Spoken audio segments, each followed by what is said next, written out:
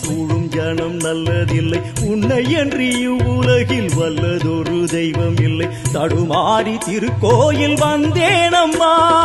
அம்மா ஜெகதீஸ்வரி உந்தன் குழந்தை எனை ஆதரி.